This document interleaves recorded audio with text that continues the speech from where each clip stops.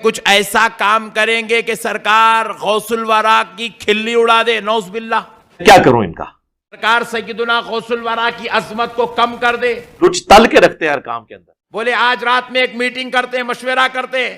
3:28 a.m. اس سے 40 منافق تھے، اس میں ان کا ایک امیر تھا۔ اچھا، امیر نے کہا کہ بھائی آپ اپنے طور پہ مشورہ دو، آپ اپنے طور پہ مشورہ دو۔ ارے کون بھونک رہا ہے یہ بدتمیز؟ ہر کوئی مشورہ دینے لگا، کس بات کا؟ سرکار غوث پاک کی عظمت کو گھٹانے کا۔ منافقوں کے امیر کو کسی کا مشورہ بھی سمجھ میں نہیں آیا۔ دیو نا جواب۔ بولے چپ بیٹھ میاں، تو بہت بڑا، بیٹھ چپ بیٹھ۔ تو بولے تو چپ بیٹھ، تو چپ بیٹھ۔ سب کو بٹھا دیا، سب بولے سب کی سنتا ہی نہیں، تو بول بھائی۔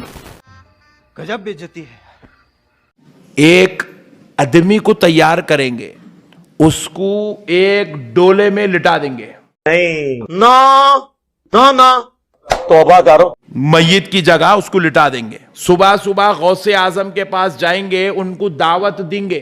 ابے جلدی بول، کل صبح پنویل نکلنا۔ حضرت ہمارے علاقے میں ایک آدمی کا انتقال ہو گیا، آپ نماز جنازہ پڑھانا بولیں گے۔ انہوں یہ قبول کر لیتے، مست پلان ہے۔ پورے بغداد کو جمع کریں گے، نماز میں جمع کر کے غوث اعظم سے نماز پڑھانے لگائیں گے۔ تو سب تو بڑا ذلیل ہے کائنات ہے۔ پہلی تکبیر دوسری تکبیر تک انہیں لیٹے رہنا، دوسری تکبیر ہوتے کہ انہیں ڈولے میں اٹھ کے بیٹھ جانا۔ کیسا لگا میرا مذاق؟ بیٹھے تو پورے مل کے ان کا مذاق اڑائیں گے، دیکھو انہوں ولی کہتے زندہ ہے، مردہ ہے، میت ہے، نہیں ہے، ان کو خبر ہی نہیں ہے، انہوں کہے کہ ولی، بلکہ مذاق اڑائیں گے پوروں میں۔ بولے مشورہ سب کو سمجھ میں آیا، پٹھوں کو چلر قوم ہے، دیکھو ان کو لوکل قوم۔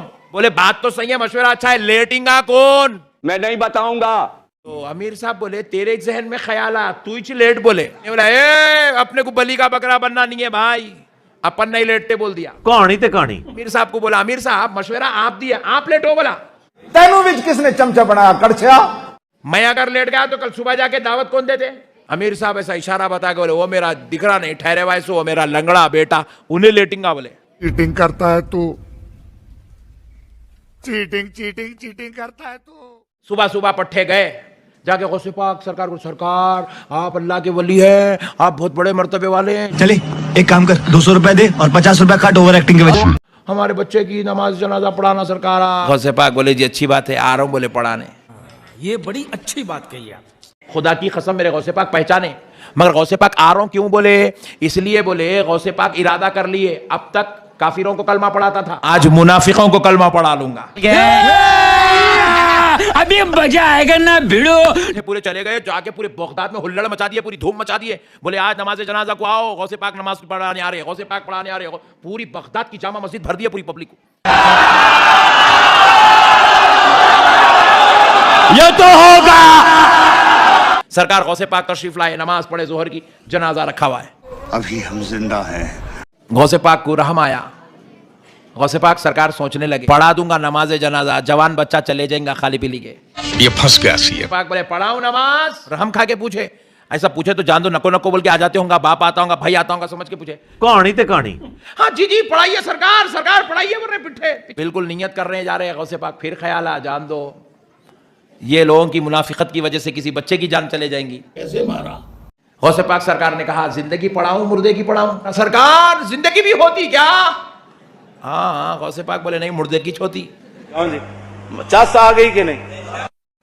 غوث پاک سرکار نیت کر رہے نماز اللہ کے لیے، دعا میت کے لیے۔ لفظ نکلنا تھا میت، اور مر گئے، اچھا چلو بے ہوش ہو گئے۔ میرے غوث پاک کی زبان سے لفظ میت نکلا، اللہ کے حکم سے فرشتہ ادھر وہ بچے کی روح نکال دیا۔ لعنت اللہ علی الکاذبین۔ غوث پاک سرکار نماز پڑھا، اللہ اکبر۔ آپ ان لوگوں دیکھ رہے 2 تکبیر کے بعد اٹھنا ہے، تیسری تکبیر پڑھ دیا Ghaus Pak. A few moments later. Hall گھبراہٹ شروع ہو گئی پورے منافقوں کو، پورے مل کے پلان ڈال کے غوث پاک کے پیچھے کھڑے ہوئے ہیں پورے، انہیں اٹھتے کی نہ مذاق اڑائیں گے بلکہ۔ غوث پاک سرکار نے کہا السلام علیکم رحمت اللہ، السلام علیکم رحمت اللہ۔ آپ اور دوسرے اس کے جو منافق دوست تھے وہ اس میت کے پاس ٹوٹ پڑے، بس ہوا نکل گئی۔ جس کو لٹایا تھا وہ زندہ تھا، مگر غوث نے نماز جنازہ پڑھا دی تو وہ زندہ مردہ ہو گیا۔ اور مر گئے، انہیں کہا ہارٹ اٹیک کا مریض ہے، دبایا توڑ جانے کے واسطے، یہ غوث کی مار کا میت ہے۔ सच बोलो सच बोलो सच बोलो। بچے کا باپ سمجھ گیا میں غوث اعظم کو مذاق بنانا چاہتا تھا، غوث کی عزت کم کرنا چاہتا تھا، کیسے دیا آپ کو؟ لیکن میں ان کا مذاق بنانے جا کے میں خود مذاق بن گیا ہوں۔ میری ایک شرارت کی وجہ سے میرا جوان بیٹا جو عقل تک زندہ تھا اور مار گئے۔ اب میت بن کر لیٹا ہوا ہے، پلٹا غوث پاک کے قدموں میں جا کے گر گیا۔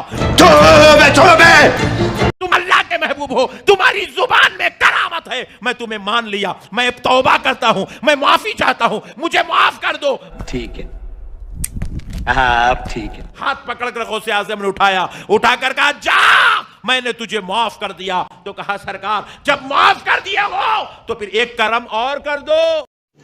रुको जरा सबर करो। کہا کیا کروں؟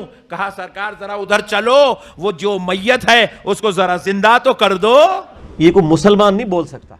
تو یہ کیسے کہہ سکتا ہے کہ میں اس میت کو زندہ کر سکتا ہوں، اس مردے کو زندہ کر سکتا ہوں؟ ایسے تو نہیں ہوتا ہے۔ کہا سرکار آپ زبان تو ہلا دو، مردہ زندہ بھی ہو سکتا ہے۔ क्या इन लोगों ने जमीन से अपने लिए इलाह माबूद मुकर्रर कर लिए, जिन्हें माबूद बना रखा है, क्या वो जिंदा कर देते हैं?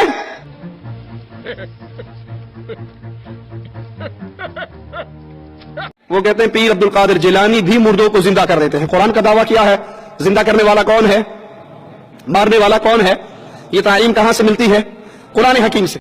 سرکار غوث الورا رضی اللہ تعالیٰ عنہ اس ڈولے کے قریب، میت کے قریب تشریف لے گئے۔ बंद करो हाथ जोड़ के मैं کھڑے ہو کر باپ سے سوال کیا، کہا تو نے تو ایک پیر والے کو لٹایا تھا، اب بتا ایک پیر والے کو اٹھاؤں یا دو پیر کے ساتھ اٹھاؤں؟ اللہ کے حکم سے سرکار غوث پاک نے ہاتھ آگے بڑھایا، بس صرف اتنا جملہ کہا قم بإذن اللہ۔ لعنت ہے تیرے ایسے عقیدے کے اوپر، کلمہ پڑھ کے مسلمان ہو۔ ہاتھ پکڑا میرے غوث کا، دونوں پیروں پہ اٹھ کے کھڑا ہو گیا۔ اللہ کے بندو توبہ کرو۔ قرآن پاک میں سورہ انبیاء کا پہلا رکوع ہے، 17واں پارہ پہلا صفحہ ہے۔ نبی صلی اللہ علیہ وآلہ وسلم کو کافر کہتے تھے، تم ہمیں یہ کہتے ہو نا اگلے نبیوں کے یہ معجزے کہ مردہ زندہ کرتے تھے، تم ہمیں مردہ زندہ کر کے بتاؤ پھر نبی مانیں گے۔ تو اللہ تعالیٰ نے فرمایا کہ ان سے فرما دو کہ معجزات اللہ کے پاس ہے، وہ کوئی معجزہ اس قسم کا نہیں۔ نبی صلی اللہ علیہ وسلم نے بھی کوئی مردہ نہیں کبھی زندہ کیا۔ حضرت عیسیٰ علیہ السلام کا قرآن میں ذکر آتا ہے کیونکہ ان کا معجزہ وہ تھا، ہمارے نبی کا معجزہ قرآن ہے، جیسا کہ موسیٰ علیہ السلام کا معجزہ عصا تھا۔ ویسے آپ صلی اللہ علیہ وسلم کے بہت معجزات ہیں بخاری مسلم میں، کہ مبارک انگلیوں سے پانی کے چشمے جاری ہو گئے، مبارک دعا سے چاند دو ٹکڑے ہو گیا، مبارک پسینے سے خوشبو آتی تھی۔